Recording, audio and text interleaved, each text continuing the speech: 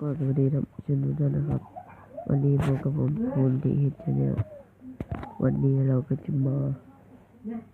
ตอนเปลี่ยนรูปโปรไฟล์ YouTube แล้วนะครับก่อนอื่นเราก็เข้ามาอยู่ในรูปนะครับแล้วมันก็จะเป็นไอหัวสีฟ้าเนี่ยรูปแล้วนะครับแล้วก็เปิดเข้าไปแล้วก็เข้าไปใน Google นะครับแล้วก็เข้ามาแล้วก็กดเข้ามาแล้วก็เห็นว่า YouTube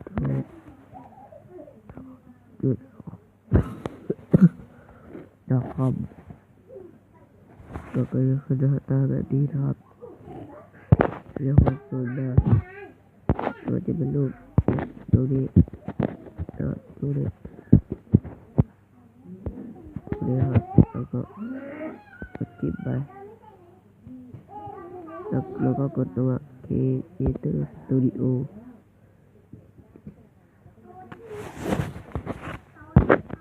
แล้วเราก็กดเข้ามาช่องเนี่ยช่อง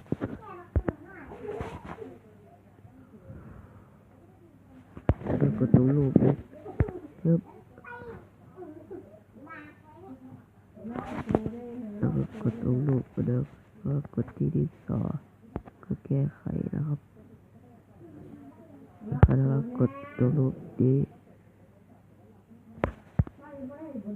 อัปโหลดแล้วก็เอกสารก็แกลเลอรี่แล้วก็เลือกรูปโหลดมาแล้วก็จะแบบนี้รูปเข้าไปก็เสร็จสิ้น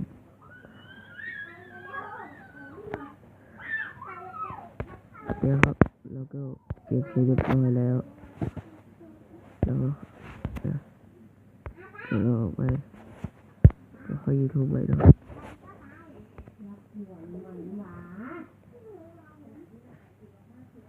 เดี๋ยวครับมันก็จะเปลี่ยนให้เรานะครับเราก็จะเปลี่ยนให้เรานะครับสำหรับที่นี้ก็จะเป็นเรื่องนี้อย่าลืมกดไลค์กดแชร์แล้วก็ Subscribe และที่สำคัญอย่าลืมกดกระดิ่งด้วยนะครับโอเคบายบาย